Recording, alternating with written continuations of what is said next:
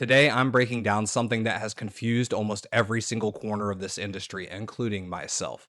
And that's how XRP ETFs actually get approved, what the mysterious 20-day countdown really is, and why the language is so confusing, and why so many people, analysts, reporters, and even ETF trackers keep getting it wrong.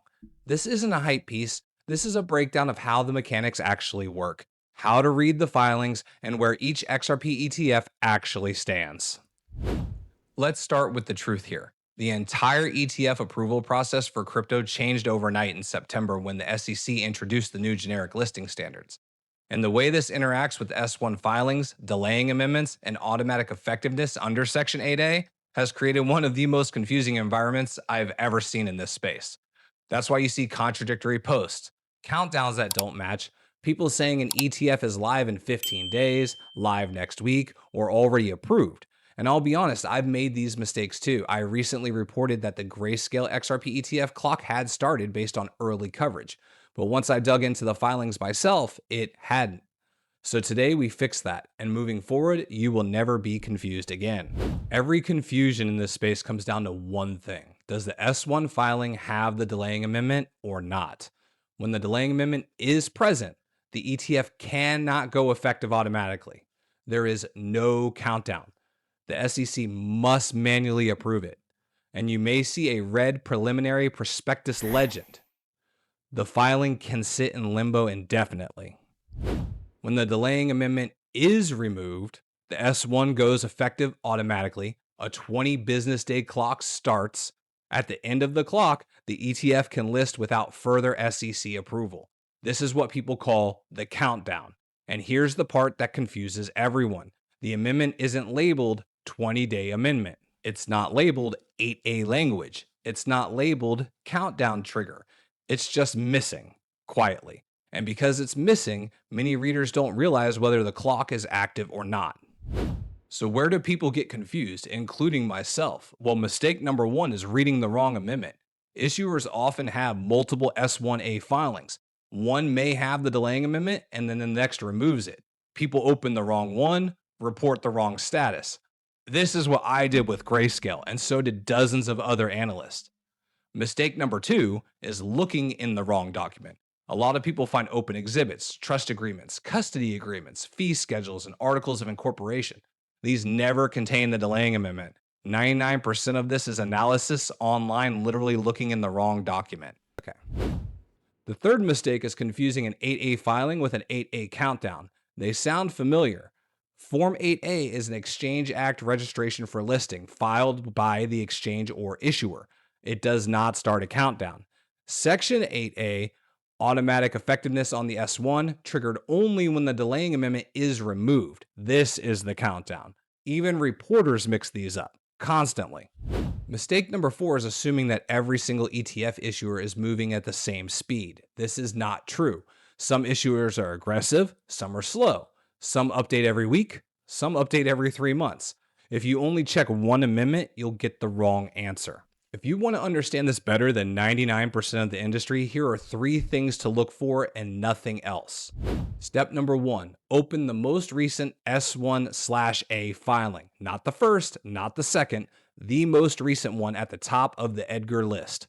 Step number 2, scroll to the cover page. If you see the registrant hereby amends this registration statement to delay its effective date, no countdown. Delaying amendment is present. If that paragraph is missing, the 20 business day countdown is active. This is the only thing that matters. Step number 3, verify the signature page. Some issuers move the delaying clause to the bottom.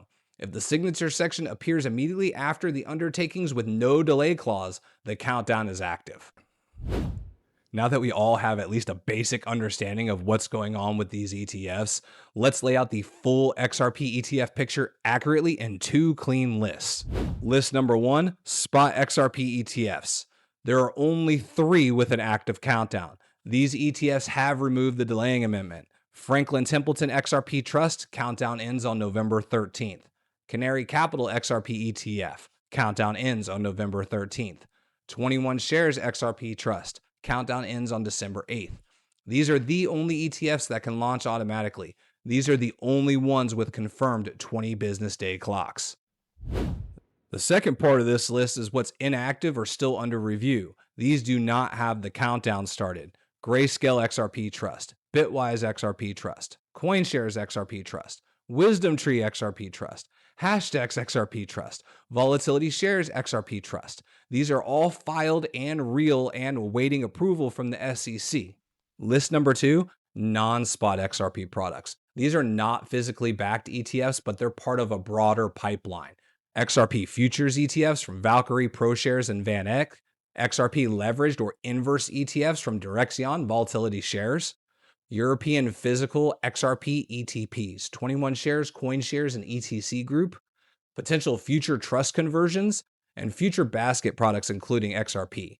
These will come after spot approval and market maturity.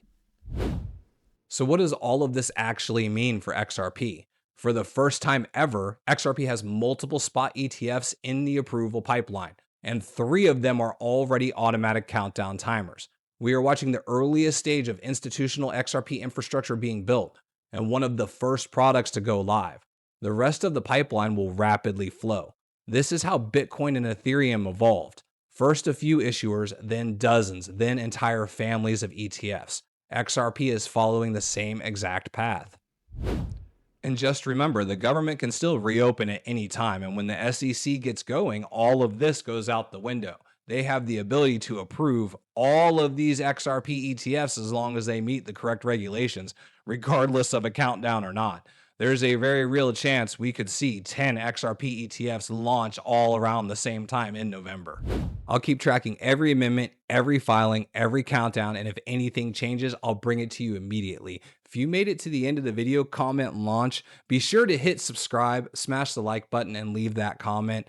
I appreciate every single one of you, and I'll see you on the next video. Let's keep building.